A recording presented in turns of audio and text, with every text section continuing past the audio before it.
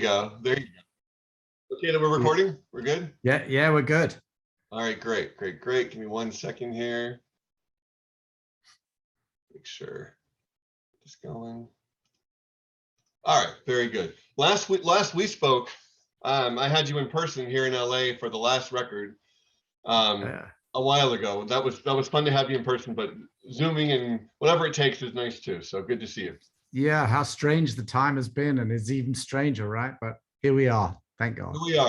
Here we are, and you're doing great, and you're putting out great new music, and you've been keeping busy even during that time. So actually start with that. Just talk about, since we last spoke, you've had solo music, there's been a pandemic, there's been all kinds of stuff that's Yeah. Well, you know, I got to a point where life is for living, right? It's not just for surviving. And I think I'm twice the man that I used to be, with half the time left in front of me, is the kind of my mantra. And so you get busy, and you get busier and you get busier, and it seems to become like a meditation in a way. You get to a point where you start to vibrate and feel serene. At least I do. The busier I am, the calmer I am. Mm-hmm. If I sit at home picking my navel, I start to stress out, and then the threads come off, and then I'm like a mess. So I think that's generally the case for everyone in the band. Like you said, we had an album out 10 years ago. After 2-3 years of touring, it was time to refresh the bath water, as it were, get some new songs. You can never underestimate humanity for a good inspirational story here or there. Unfortunately, most of it is about the underwhelming nature of it, but you know, we'll take that and try and get going. But you've had that unique talent of being able to do that by taking humanity, taking the world, and turning it into something not only intelligent and interesting and sometimes educational, but also just great music. And like great artists, like you were alluding to, you only get better with time and with experience. And that must feel good, knowing this album's so great and you guys have done it again. There must be a pride in that. There is. I mean, just feeling the maturity and I say self-critiquing is, there's 10 songs on the album, but there's 20 in the bin. Sure. 30 years ago, we'd have been like, oh no, you know, it's a silk purse out of a pig's ear, surely. You know, now it's like we recognize a pig's ear early on in the game. And so you save energy. And what intrigues these 5 minds in the band that are like, any other time we're like wild stallions pulling in 5 different directions. The music, it was what brings us together. So what interests us collectively has always fascinated me. What keeps the discussion sane, respectful, creative, and inspiring. So if you magnify that outside the nucleus of the band, it takes us into the outer world, and we hope that that's what we deliver into the public forum, you know, because so many empty vessels are out there banging on a drum that it's causing some serious problems. So I just feel we need to get out there and start healing in our own little way. Who do we sing to in the room? Everybody. We're not pitching for this, we're not pitching for that. We're just like fanatical moderates. But it was great, even as a kid, hearing your music and not fully understanding maybe everything, but hearing about Euro theaters and less cities and more moving people, and getting the general concepts and having that kind of filter through, you know, my mind and the world's minds and to what you're on to as a band, and then seeing you live and just the passion behind those songs. You were doing more than the average pop band within, I wouldn't say a basic pop structure, because your music was very complex and wonderful, but within a pop song format. Yeah, I think looking back, we were taking the discussions that we were having around the dinner table as kids out beyond the dinner table. You know, I wouldn't say my parents were great parents, but they had really gave birth to some good discussions, even though there was a lot of like, woo, you know, they came from extreme backgrounds, but they kept the marriage going, which is already a testament to tolerance. And they took the argument above personal. And we were the kids in the middle, like learning. And then when we felt we had something to say, we could agree or disagree. And then the band came together because we came from similar backgrounds as that. maybe so that, and I'm the younger member of the band, so I'm like got these 4 big brothers that keep me in check when my ego goes running off to the park. How's that dynamic work now? How wonderful to still have you guys together, Yeah. and thankful for, health aside, just the artistic side of things, just to keeping you guys together and vital and wanting to reteam. Yeah, I mean, you'd think we know each other so well, but we're also still capable of surprising each other. And the fact that we've all got our health, which is, amen to that, it's a great thing. But Jamie just keeps getting better and better and better as a guitarist. Danny, as a bass player, just keeps blowing my mind how he can just take a simple bass drum beat and put all these like weird tonics as a singer. It's amazing. And Rupert's still like a mad wizard on his sound. Yeah. So there's always, it's like a moving sky. There's never the same picture twice. And we just arrest the moments that we find ourselves in. As I say, humanity has a knack of being underwhelming at the most creative of times. So I've been able to snag a few snapshots of those with words, and hopefully it'll intrigue a few minds. For sure. And sonically, the album does sound so great. And talk about the fun of experimenting and sounding like the FIXX, but with each record sounding like something new and fresh as well. Yeah. Talk about that dynamic. Yeah, well, we came off the back of the last album touring live, and we said, let's get into a rehearsal room and capture what we're writing as a band all at one moment. So we called Stephen Taylor up, who's made most of our records, and said, come and document these early takes of these songs before we know them too well and start pulling them apart. So he came in, captured this high energy, like we're all excited about these new songs.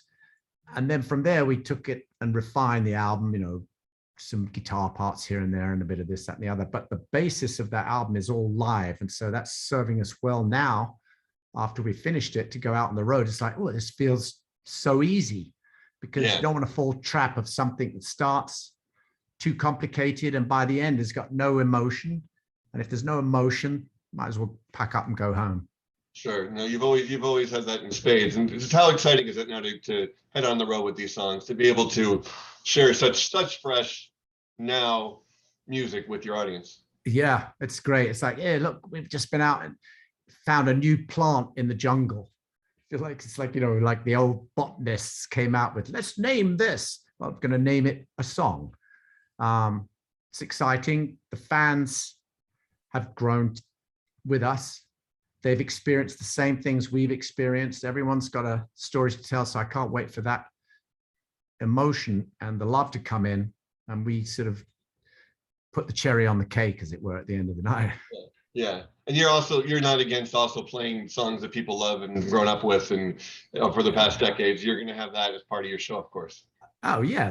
Those songs are the staple. It's like the play that within it, we get to change a few little contexts here and there, but it's always the story of every man, our set, and those songs are the staple.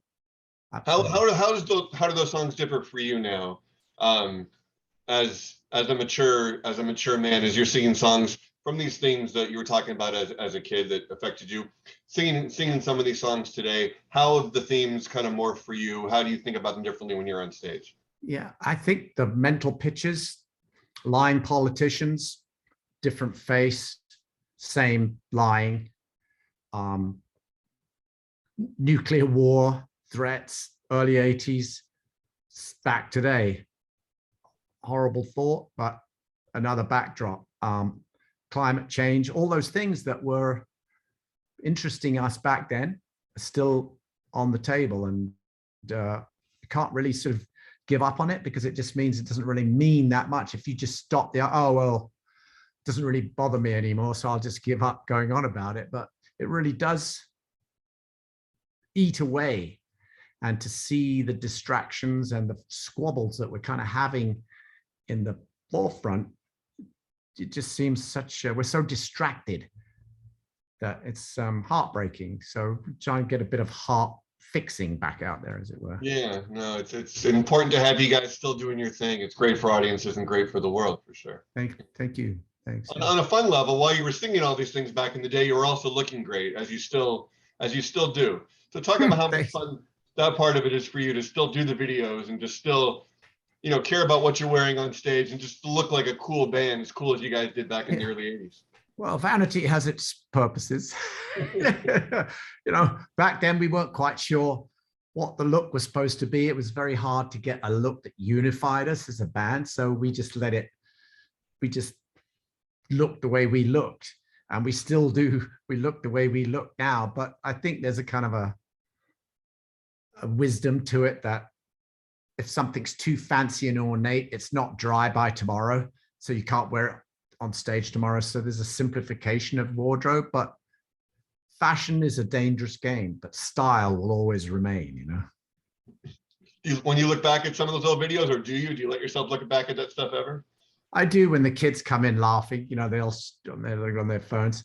Some of them I'm very proud of. Others I'm like, oh God, what was I thinking? And you could tell the ones where we were more invested in the storyboard than others. Sure. But to have that attached to what have become iconic songs, and the music really was always at the forefront. And these songs have just lived on for decades. Just what is it, beyond just the relevant themes, but just to know that your place in music history was solidified a long time ago, must have great pride as you're doing something new, just that confidence as an artist.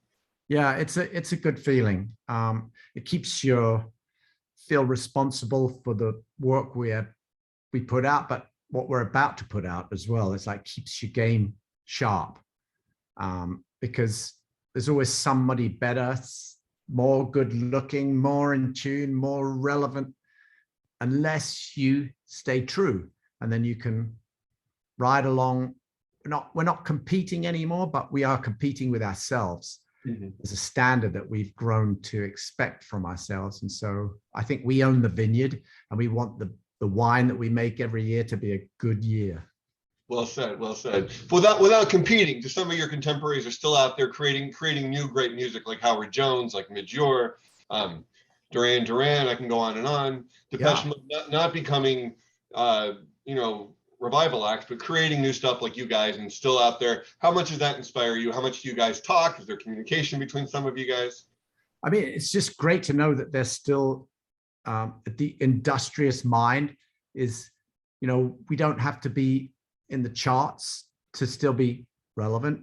And I think the fans cross-pollinate.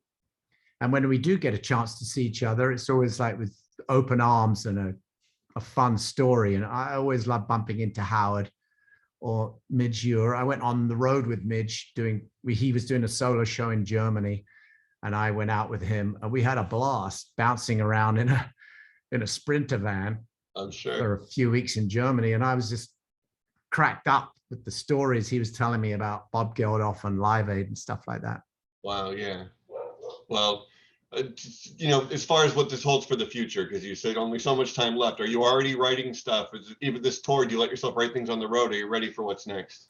Yeah, we're already working on the next record, because it's a moment. This is the moment, and a wheel can come off the bus at any time. And when you have a legacy that could end at any time, you want to, you always want the paint wet when it ends. If the paint's dry when it ends, there's something wrong with the process. Very good. Well, I'm enjoying the art, enjoying the paintings for sure, as are all your fans. So I'm glad you're still at it and still so great and really better than ever. So it's a real thrill to talk to you. Thank you, Adam. It's been really good. Yeah, we'll see you on the road. Yes, see you out there.